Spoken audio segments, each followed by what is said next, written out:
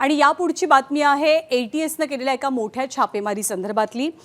जवळपास 14 ठिकाणी एटीएसने छापेमारी करत एक मोठं मॉड्यूल उद्ध्वस्त करण्यात यश मिळवलेलं आहे। आणि ही सर्वांना सावध करणारी गोष्ट का आहे तर राज्यातले जे उच्च शिक्षित तरुण होते ते दहशतवादाच्या वाटेवरती चालण्याचा कसा प्रयत्न करत होते हे मॉड्यूल उद्ध्वस्त झाल्यानंतर किंवा पोलिसांनी एटीएसने उधळून लावल्याच्या नंतर समोर आलं आहे। आपल्या राज्यातल्या यवतमाळच्या पुसद, उमरखेड आणि अहिल्यानगर अशा एकूण 21 ठिकाणी 14 फेब्रुवारीच्या मध्यरात्रीपासून कारवाई सुरू करण्यात आली।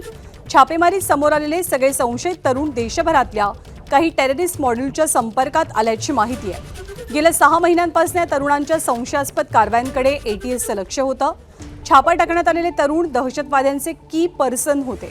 त्यांच्या माध्यमातून मुस्लिम तरुणांची दहशतवादी संघटनांमध्ये मोठ्या भरतीची योजना होती।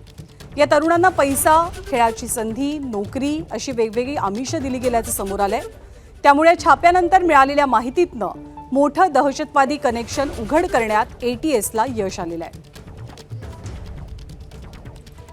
अशा पद्धतीचे काही क्लब जर का तरुणांचा वापर, विद्यार्थ्यांचा वापर अँटी टेररिस्ट कारवाई आपल्या टेररिस्ट कारवाई करण्याकरता करत असतील तर निश्चितपणे त्यांची सखोल चौकशी करून त्यांच्यावर कारवाई करण्यात येईल। ही माहिती प्राप्त झाली होती, त्याच्यामुळेच त्या ठिकाणी कार्यवाही करण्यात आली। परंतु इतर ठिकाणी जर का असा प्रकार होत असेल तर त्यांच्यावर देखील त्या ठिकाणी कार्यवाही करण्यात येईल। सध्या पुसद व्यतिरिक्त इतर ठिकाणी अहिल्यानगरमध्ये देखील आपल्याला कारवाई होताना पाहायला मिळत आहे। नाही, ज्या ज्या ठिकाणी अशा पद्धतीच्या घटना घडल्या असतील किंवा घडत असतील तर त्याची माहिती घेऊन कारवाई करण्यात येईल। आणि एटीएसने टाकलेल्या छाप्याची संभाव्य कारणं कोणकोणती आहेत ते सुद्धा आपण जाणून घेऊया। हिंदू मुस्लिम दंगली झालेली गावं दहशतवाद्यांची सॉफ्ट टार्गेट मानली जातात। गावांमध्ये टेररिस्ट मॉड्यूल तयार करण्याचा दहशतवादी संघटनांचा कट होता। उच्च शिक्षित तरुणांवरती दहशतवादी संघटनांचा कायमच डोळा असतो। पुसदमध्ये 2009 आणि 2014 या 2 वर्षात मोठ्या दंगली झालेल्या।